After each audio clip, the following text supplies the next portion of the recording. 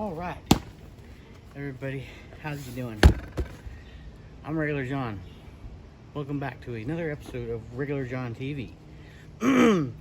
And today, what I was doing was mowing grass and weeds, a lot of weeds. But during the mowing, I remembered that I was out of my natural fertilizer that I make for free, because I'm highly motivated in saving money, being that I'm disabled and Social Security doesn't pay a whole lot. But we're burning time here because the walls are closing in. Anyway, fertilizers. Oh, you know what? That reminds me about fertilizers. I'm sorry, I'm gonna get off track here for a second to tell y'all before I forget. What I heard was about fertilizers was, you know what the best fertilizer you can give your plants is? This came from an old Japanese guy. I'm not sure who it was. Don't quote me. I would be lying if I told you who said this, anyways. But they said that the best fertilizer is the gardener's shadow. Wrap your head around that for a little bit. But anyway, that is true. I believe that is true. But if you need some help, there's always some natural stuff like what I'm about to show you. And all it is grass clippings and weeds and whatever else I can find to chop down that doesn't have any kind of pesticides on it. That's the important thing. You can't have any pesticides, no weed killers or anything like that, because that's going to be killing plants. We're trying to grow plants here. Anyways, what you do, you get you a 5-gallon bucket. Everybody's got 5-gallon buckets laying around, but you fill that up about 3/4 of the way with water. And then after that, you well, I'm sorry, let me back up for a second. Fill up 3/4 of the way with grass, clippings, whatever you get out of the yard, and chop them up real good. Makes them break down a lot faster, because that's our end game. What we're doing here is after we pour the water in and cover the grass that you put in, it's going to start breaking down. And what you're going to do, get you a tight lid and cover it up, and you wait. Some people say that you pour a little bit of yeast in here, kind of speeds up the process. I'm not sure about that yet. I can't vouch for that one. But all I know is that after about a month, maybe, in the heat, that is, it will start stinking to high heaven, and it will smell just like you are on a dairy, cow dairy, milk dairy, which honestly, it doesn't bother me at all, because I actually was raised on a dairy for a little bit. Whenever I was probably 6-7 years old, my mom and daddy, they worked a dairy, and that's where I spent most of my time.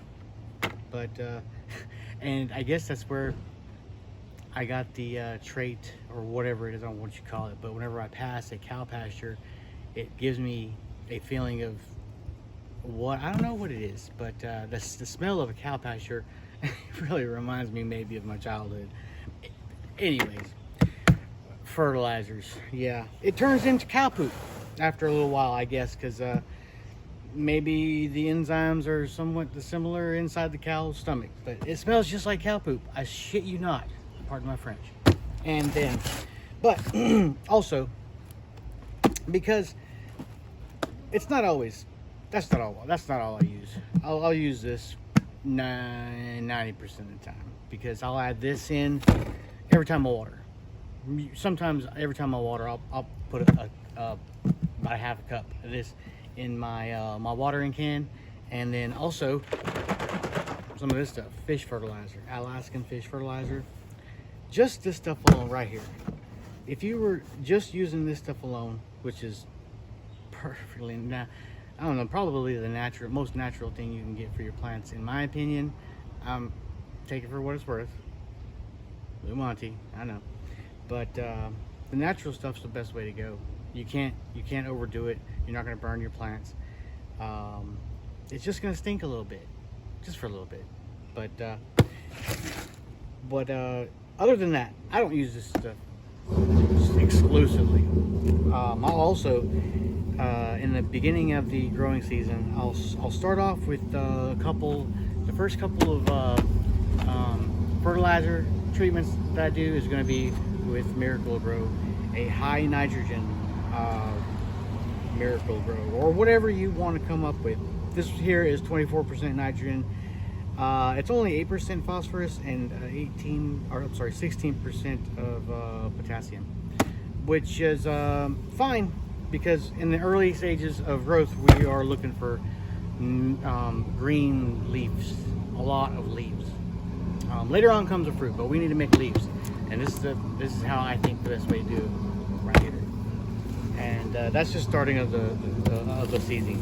Once you see fruit starting to form, and I mean, like, pretty soon, whenever you start seeing fruits start to form, you want to switch it up to a higher potassium, higher phosphorus regimen. Which this was the one I just picked out. I looked at it, and it has a very balanced, it's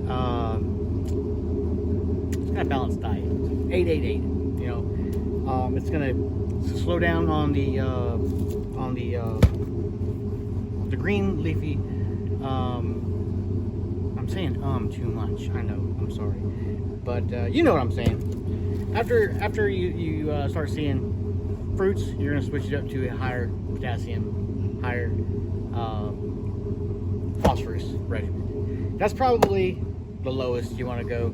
I'm going to probably go back and give me a higher phosphorus and potassium regimen. Anyways, so yeah, that's my fertilizers, and hopefully here in the next few hours I'll have some cuttings delivered, and we'll have some. I'll show you what we got going in the future. I don't know how it is, because I'm only ordering one cutting of each, because I have so limited space that that's all I can do.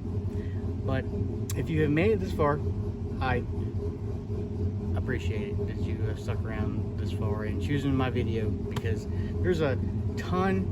Like I said, there's a ton of useless information that you can tune into, and I'm so glad that you tuned into my useless information. Again, I'm Regular John, and thank you all you regular people for tuning in, and I'll catch you next time.